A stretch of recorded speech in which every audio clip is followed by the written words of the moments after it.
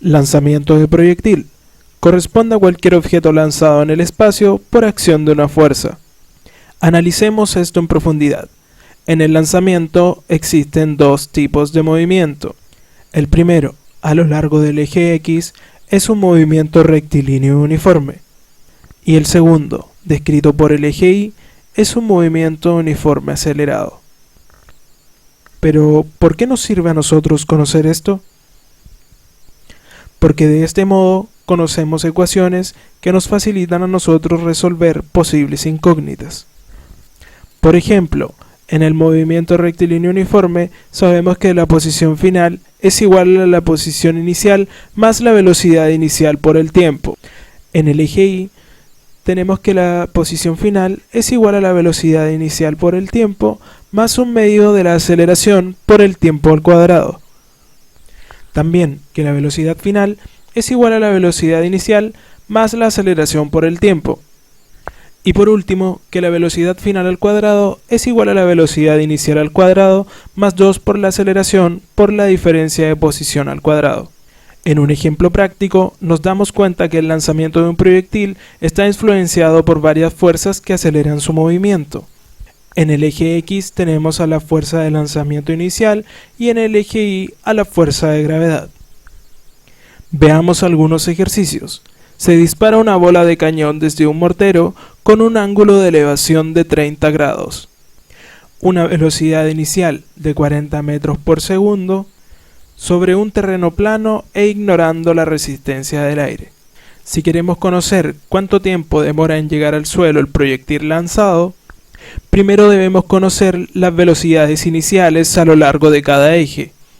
Esto está dado por la velocidad inicial del lanzamiento por el coseno o el seno según el ángulo que corresponda.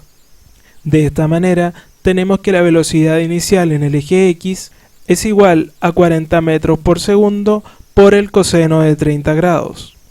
Esto nos da una velocidad inicial de 34.64 metros por segundo.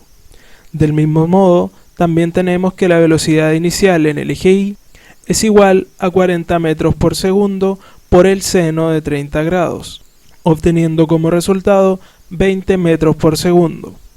Calculando estas velocidades iniciales, tenemos que la posición final, o sea 0, ya que lo estamos midiendo en el eje Y, es igual a 20 metros por segundo por el tiempo menos un medio de la aceleración, en este caso es la gravedad, por el tiempo empleado al cuadrado. Al despejar la ecuación y agrupar términos semejantes, tenemos que 20 metros por segundo menos 4.9 metros por segundo al cuadrado por el tiempo es igual a 0. Es decir, que menos 4.9 metros por segundo al cuadrado por el tiempo es igual a 20 metros por segundo. De este modo, y despejando nuevamente la ecuación, tenemos que el tiempo total es igual a menos 20 metros por segundo dividido menos 4.9 metros por segundo al cuadrado. Despejando y eliminando las magnitudes y resolviendo la operación, tenemos que el tiempo total que demora en llegar al suelo es de 4.08 segundos. Para conocer el alcance horizontal del proyectil, es decir, hasta donde llega en el eje X, tenemos que la posición final es igual a la velocidad inicial por el tiempo empleado. Es decir, que la posición final es igual a 141.38 metros. Para calcular la velocidad con la que impacta la Tierra, tenemos que la velocidad final es igual a la velocidad inicial más la aceleración por el tiempo. Como hemos hablado antes, que la aceleración es la gravedad a lo largo del eje Y, por el tipo de movimiento se trata de un vector negativo. Obtenemos como resultado que la velocidad final es 19.98 metros por segundo. Así, de esta manera, dejamos evidenciado que es posible resolver ejercicios de lanzamiento de proyectil usando las ecuaciones cinemáticas que hemos visto en la unidad. Created using Powtoon.